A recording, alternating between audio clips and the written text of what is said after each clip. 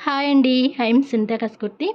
ఈ వ్లాగ్ వచ్చేసి మండే అనమాట. మార్నింగ్ 10:30, 11 దగ్గర దగ్గర అంతే అనుకుంటా. సో, ఆ టైంలో అనమాట ఇక్కడ నేను రెడీ అవుతున్నాను. జస్ట్ సింపుల్‌గా. నేనేం ఫంక్షన్‌కి ఎళ్ళట్లేదు, పార్టీస్‌కి ఎళ్ళట్లేదు. ఒక చిన్న పని ఉండి బ్యాంక్ దగ్గరికి ఎళ్తున్నాననమాట. అంటే నాకు బ్యాంక్ అకౌంట్‌కి సంబంధించి ఒక చిన్న ఇష్యూ వచ్చింది. సో, దాని గురించి మాట్లాడటానికని చెప్పేసి వెళ్తున్నామనమాట. సో, దానికోసం ఇంకా టిఫిన్ అది పెట్టేసాను. దోస పెట్టాననమాట. ఇంకా దోస తినేసి ఇంకా జస్ట్ అలా రెడీ అయ్యేసి వెళ్తున్నాము. సో, అలాగే బ్యాంక్ వర్క్ కూడా చూసేసుకొని అలాగే వస్తూ కొన్ని గ్రాసరీస్ అంటే ఇంట్లో కొన్ని సరుకులు కూడా అయిపోయినియి. అవి కూడా తీసుకొనొద్దామని చెప్పేసి అనుకుంటున్నాననమాట. సో, మీకు అందరికీ చెప్పాను కదా! అండ్ వీక్లీ 2 వ్లాగ్స్ అయినా సో, అప్‌లోడ్ చేద్దామనైతే అనుకుంటున్నాను. మాక్సిమం పాసిబుల్ అవ్వాలనే కోరుకుంటున్నాను. చాలామంది కూడా కంటిన్యూ చేయండి సునీత గారు వీడియోస్ ఖచ్చితంగా రీచ్ అవుతుంది అని చెప్పి నాకు మోటివేషన్ ఇస్తున్నారు. But thank you so much అనమాట వాళ్ళకి చెప్తున్నాను. అండ్ మన సబ్స్క్రైబర్స్‌కి అనమాట ఆల్సో. సో, ఇక్కడ ఇంకా నెక్స్ట్ వచ్చేసి కొంచెం వ్యాజ్లైన్ అప్లై చేసుకుంటున్నాను. ఐ థింక్ మాయిశ్చరైజర్ అనమాట అది. సో, ఎక్కువగా నేను నా స్కిన్ ఏంటి అంటే మెయిన్‌గా లెగ్స్, హ్యాండ్స్ మాత్రం ఫుల్ డ్రై అయిపోతూ ఉంటాయన్నమాట. ఫేస్ మాత్రం కొంచెం లైట్‌గా నార్మల్ స్కిన్, కొంచెం ఆయిలీ స్కిన్ టైప్‌లో ఉంటుంది. కానీ అదేంటో కేవలం కాళ్ళు, చేతులు మాత్రం ఫుల్ డ్రై అయిపోతూ ఉంటాయన్నమాట. ఎందుకో నాకు అర్థం కాదు. నాకది సీజన్ అంటూ ఏమీ లేదు. అది ఎండాకాలం, వానాకాలం, చలికాలం అయినా సరే నాకు ప్రతిరోజు ఆ మాయిశ్చరైజర్ పెట్టాల్సిందే అనమాట.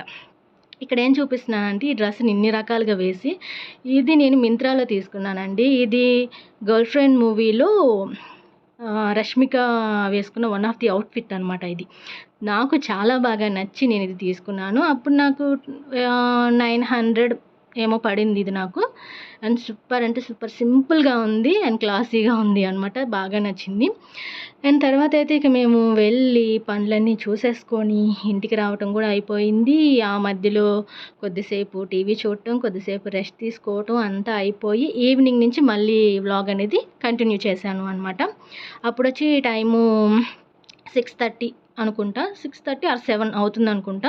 సో, క్విక్‌గా, ఈజీగా, సింపుల్‌గా ఏమైపోతుందా అబ్బా అని ఆలోచించాను.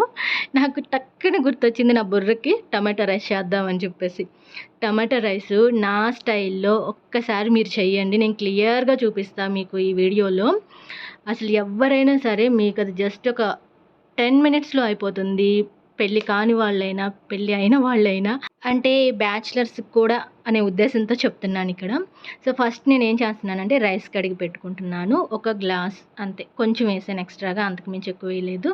మాకు సరిపోతుంది అనమాట. నేను, మా హస్బెండ్, మధు ముగ్గురమే కదా ఉంటుంది. ఎస్పెషల్లీ చింటూ అయితే హాస్టల్‌లో ఉంటున్నాడు. ప్రెజెంట్ మేమే కాబట్టి ఉంటుంది. సరిపోతుంది మాకు. సో, ఫస్ట్ ఏం చేస్తున్నాను టమాటోలు, ఆనియన్స్ ఒక 2, టమాటాలు ఒక 2 అంటే బిగ్ సైజు, ఒక 2 పచ్చిమిర్చి ఇవి కట్ చేసి పెట్టుకుంటున్నాను ఫస్ట్ అయితే.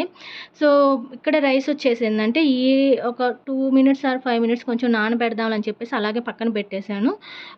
టైం ఉంటే ఒక అరగంట నానబెట్టుకోండి. టైం లేదు అనుకుంటే జస్ట్ ఒక 5 నిమిషాలు నానబెట్టుకోండి రైస్ చాలు.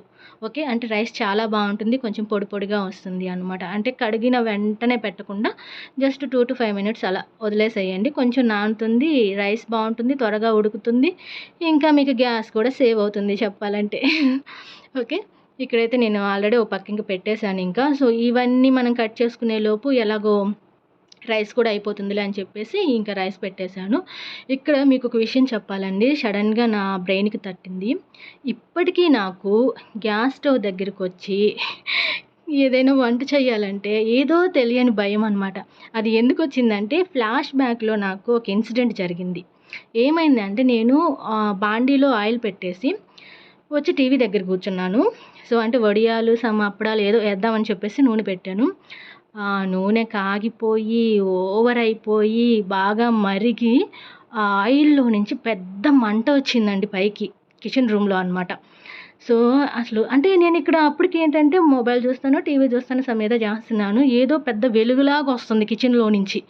ఏంటిది ఏదో వెలుతురులా పెద్ద వెలుతురులా అని టక్కున వెళ్తే షాక్. ఇంకా నయ్యం నేను కళ్ళు తిరిగైతే పడిపోలేదు. ఆ మంట ఎంత హైట్‌కెళ్ళిందంటే సీలింగ్ లెవెల్‌కెళ్ళిందనమాట ఆ మంట అనేది.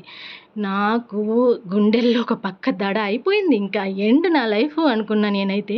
సో, దాన్ని ఎలా ఆర్పాలో నాకు అర్థం కాలేదు. ఏం చేయాలో తెలియట్లేదు. ఇంట్లో ఎవ్వరు లేరు ఆ టైంలో అనమాట. సో, ఇంక బయటికెళ్ళేసి గబగబా మట్టి ఉంటుంది కదా! ఆ మట్టి తీసుకొచ్చి వేశాను అనమాట.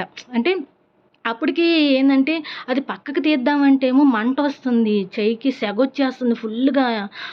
ఎలా పక్కన పెట్టాలో గూడా నాకర్థం కావట్లేదు. ఏదో అలానే అలానే ఏదో గుడ్డ ఏదో తీసుకొని, ఆ బాండీని అలా పక్కకు పెట్టేసి, వెంటనే గబగబా మట్టి తెచ్చేసి పోసేసాననమాట. ఆ మంట చల్లారటానికి. అయినా గూడా ఏదో ఇంకా సగం మంట అలానే వస్తుంది. బయటకి వెళ్ళేసి ఒక పెద్ద ఏమంటారు, దుప్పటి లాంటిది దుప్పటి కూడా కాదు. బయటేదో పట్ట లాంటిదుంటుంది గదా! సో, అది ఏదో తీసుకొచ్చి మొత్తం దాని మీద కప్పేసాననమాట. చాలా మందంగా ఉందది. అది వేసిన తర్వాత అప్పుడు ఆగిందండి మంట. సో, సీలింగ్ అంతా పైన స్టవ్‌కి ఆపోజిట్‌లో ఫుల్ బ్లాక్ అయిపోయింది అక్కడ. సో, నేను థాంక్ గాడ్ నాకింకా ఆయుష్ ఉంది అనుకున్నాను. నిజంగా అండి. ఇది కొన్ని మంత్స్ బ్యాక్ జరిగిందనమాట. అప్పటి నుంచి స్టవ్ మీద ఏమైనా పెట్టాలన్నా భయం. పెట్టి అలా పక్కకు రావాలన్నా భయం అనమాట. నా బ్యాడ్ ఎక్స్‌పీరియన్స్ మీకెందుకు షేర్ చేస్తున్నానంటే, మీకు కూడా ఇలా జరగకూడదు. అంటే ఉంటారు హౌస్ వైఫ్స్ ఒక్కొక్కసారి అలా పెట్టి మర్చిపోవటం, ఒక్కోసారి అది కామన్‌గా జరుగుతూ ఉంటుంది. అంటే మనం ఆ పని చేస్తా వేరే పనిలోకి వెళ్ళిపోయామంటే మైండ్ టర్న్ అయిపోతూ ఉంటుంది. కానీ ప్లీజ్ జాగ్రత్తగా ఉండండి గ్యాస్ స్టవ్ దగ్గర మాత్రం. సో, ఏదన్నా పెడితే పాలో, ఆయిలో సమ్ ఏం పెట్టినా సరే కొంచెం అది మైండ్‌లో పెట్టుకొని ఉండండి. దగ్గరే ఉండండి. అది ఏదైనా కానీ పూర్తిగా ఆ వంట అయిపోయే వరకు దగ్గరే ఉండి, ఆ తర్వాత నీట్‌గా స్టవ్ ఆఫ్ చేసుకొని ఎళ్ళండి. అలా వదిలేసి మాత్రం పక్కకు వెళ్ళమాకండి. సో, ఇక నా స్టోరీ చెప్తే ఇక్కడ ఆల్రెడీ టమాటా రైస్ కూడా పూర్తయిపోతుంది. ఏం చేశానంటే కొంచెం ఆయిల్ వేసేసి కట్ చేసి పెట్టుకున్నవన్నీ వేసాను. పసుపు, ఉప్పు, కారం అన్నీ చల్లి అందులోనే కొంచెం జీరా పౌడర్, అలాగే నేను అల్లం వెల్లుల్లి పేస్ట్ కొంచెం దంచుకున్నాను మీరు చూసారు కదా!